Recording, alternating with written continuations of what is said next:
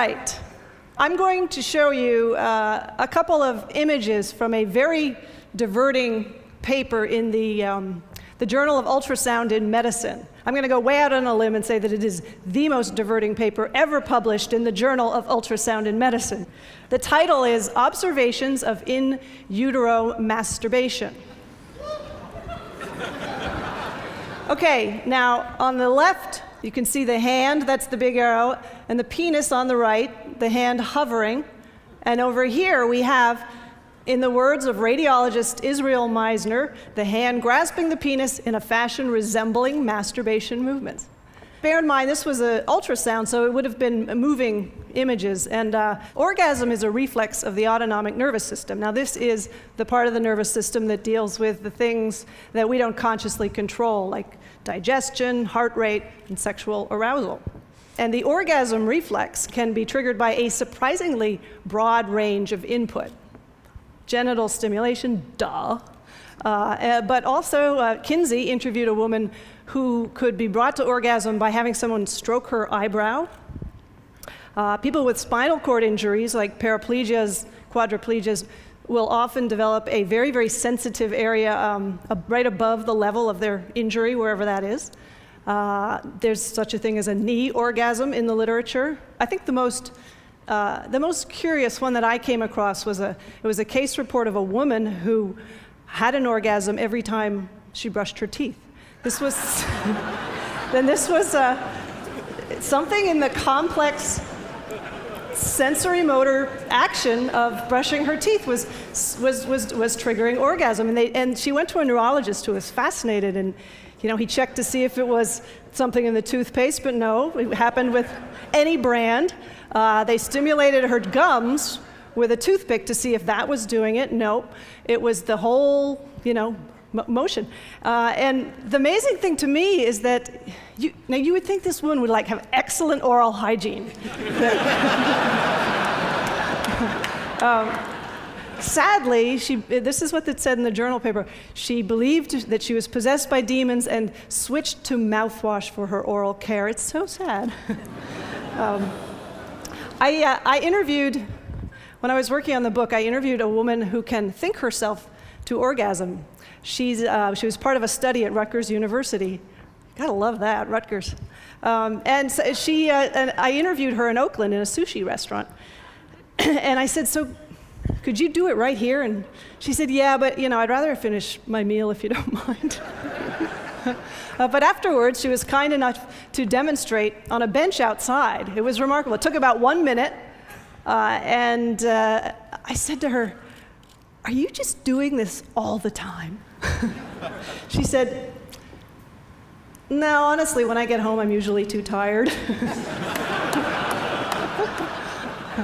She said that the last time she had done it was on the Disneyland tram. I don't know. The headquarters for orgasm along the spinal nerve is something called the sacral nerve root, which is back here. And if you stimulate with an electrode the precise spot, you will trigger an orgasm.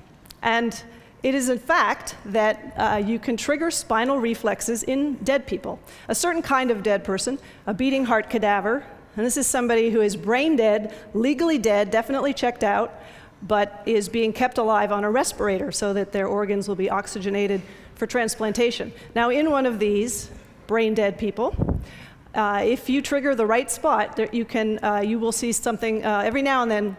It's a reflex called the Lazarus reflex, and I'll demonstrate as best I can, not being dead. It's like this: you trigger the spot, the dead guy or gal goes like that. Very unsettling for people working in pathology labs. Now, if you can trigger the Lazarus reflex in a dead person, why not the orgasm reflex? I asked this question to a brain death expert, Stephanie Mann, who was foolish enough to return my emails. I said, so could you conceivably, trigger an orgasm in a dead person? And she said, yes, if the sacral nerve is being oxygenated, you conceivably could. And obviously it wouldn't be as much fun for the person, but it would be an orgasm nonetheless. I actually suggested to, there's a researcher at the University of Alabama who does orgasm research, and I said to her, you should do an experiment. You know, you can get cadavers if you work in a university. I said, you should actually do this. She said, you get the Human Subjects Review Board approval for this one. According to 1930s marriage manual author Theodore van de Velde, a slight seminal odor can be detected on the breath of a woman within about an hour after sexual intercourse. Theodore van de Velde was something of a semen connoisseur. This is a guy writing a book, Ideal Marriage. You know, very heavy hetero guy. But he wrote in this book, Ideal Marriage, he said that he could differentiate between the semen of a young man, which he said had a fresh, exhilarating smell, and the semen of mature men whose semen smelled, quote, remarkably like that of the flowers of the Spanish chestnut, sometimes quite freshly floral, and then again, sometimes extremely pungent.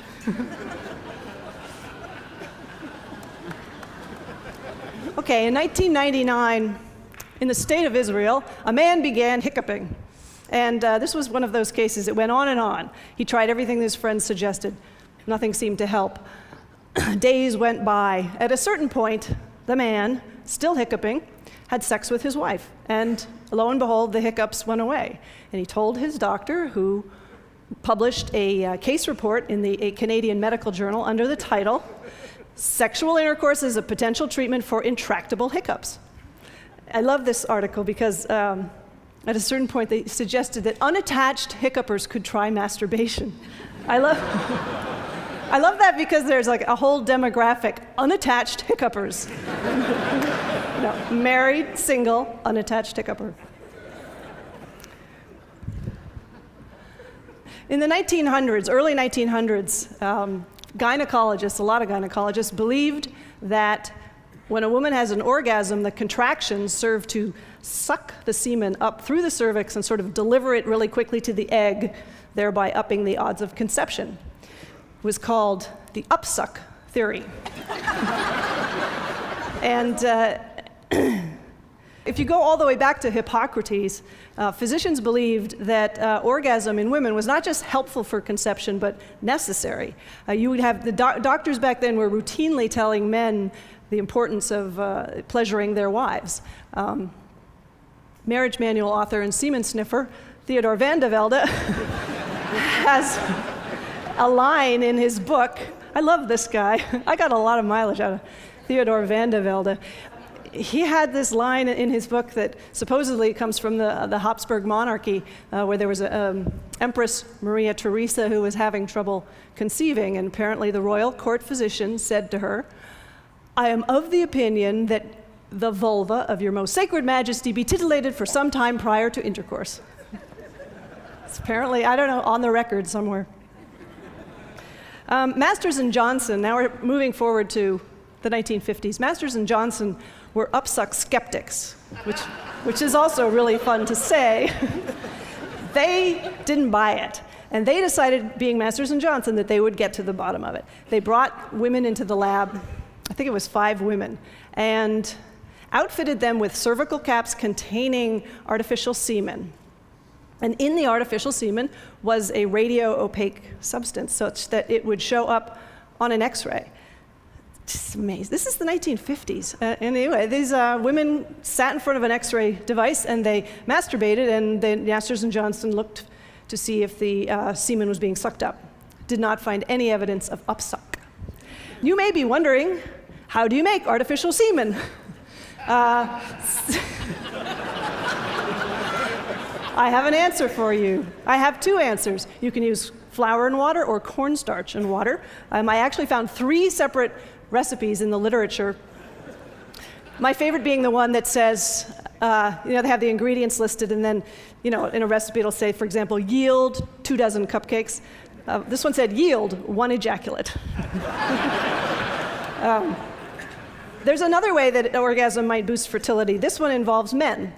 Sperm that sit around in the body for a week or more start to develop abnormalities that make them less effective at head-banging their way into the egg.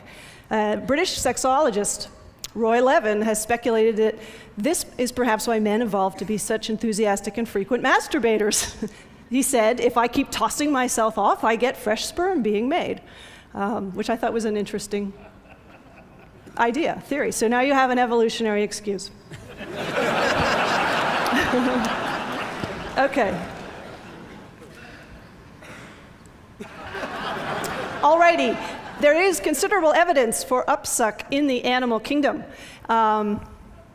Pigs, for instance. In Denmark, the Danish National Committee for Pig Production found out that if you sexually stimulate a sow while you artificially inseminate her, you will see a 6% increase in the farrowing rate, which is the number of piglets produced. So they came up with this plan, this 5-point stimulation plan for the sows, and they had the farmers, there's posters they put in the barn, and they had a DVD, and I got a copy of this DVD. And this is my unveiling, because I'm going to show you a clip. Okay, now here we go. See, off to work. And it all looks very innocent. Okay, he's going to be doing things with his hands that the boar would use his snout. Lacking hands. Okay. This is the boar has a very odd courtship repertoire. This is to mimic the weight of the boar. You should know the clitoris of the pig inside the vagina. So this may be sort of titillating for her. Here we go.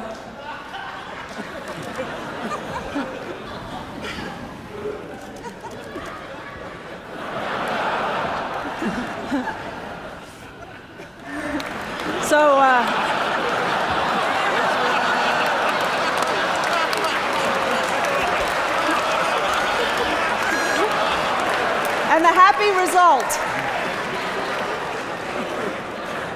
I love this video. There's a point in this video towards the beginning where they zoom in for a close-up of his hand with his wedding ring, like as if to say, it's okay, it's just his job. He really does like women. Okay, now I said when I was in Denmark, my host was named Anne-Marie, and I said, so why don't you just stimulate the clitoris of the pig? Why don't you have the farmers do that? That's not one of your 5 steps. She said, I have to read you what she said because I love it. She said, it was a big hurdle just to get farmers to touch underneath the vulva. So we thought, let's not mention the clitoris right now. Shy but ambitious pig farmers, however, can purchase, this is true, a sow vibrator that hangs on the sperm feeder tube to vibrate. Because as I mentioned, the clitoris is inside the vagina, so possibly, a little more arousing than it looks. And I also said to her, now these sows, you may have noticed the sow doesn't look to be in the throes of ecstasy. And she said, you can't make that conclusion because animals don't register pain or pleasure on their faces in the same way that we do. They tend to, pigs, for example, are more like dogs. They use the upper half of the face. The ears are very expressive, so you're not really sure what's going on with the pig. Primates, on the other hand, we use our mouths more. This is the ejaculation face of the stump-tailed macaque. And, interestingly, this has been observed in female macaques, but only when mounting another female. Masters and Johnson in the 1950s, they decided, okay, we're going to figure out the entire human sexual response cycle, from arousal all the way through orgasm in men and women, everything that happens in the human body. Okay, with women, a lot of this is happening inside. This did not stop. Masters and Johnson, they developed an artificial coition machine. And this is basically a penis camera on a motor. There's a phallus, clear acrylic phallus with a camera and a light source attached to a motor that's kind of going like this. And the woman would have sex with it, and that's what they would do. Pretty amazing. Sadly, this device has been dismantled. This just kills me, not because I wanted to use it. I wanted to see it. One fine day, Alfred Kinsey decided to calculate the average distance traveled by ejaculated semen. This was not idle curiosity. Dr. Kinsey had heard, and there was a theory kind of going around at the time, this being the 1940s, that the force with which semen is thrown against the cervix was a factor in fertility. And Kinsey thought it was bunk, so he got to work. He got together in his lab 300 men, a measuring tape, and a movie camera. And in fact, he found that in 3/4 of the men, the stuff it just kind of slopped out. It wasn't spurted or thrown or ejected under great force. However, the record holder landed just shy of the 8-foot mark, which is impressive. Yes, exactly. Sadly, he's anonymous. His name is not mentioned. In his write-up of this experiment, in his book, Kinsey wrote, "2 sheets were laid down to protect the oriental carpets." Which is my second favorite line in the entire oeuvre of Alfred Kinsey, my favorite being, "Cheese crumbs spread before a pair of copulating rats will distract the female, but not the male." Thank you very much.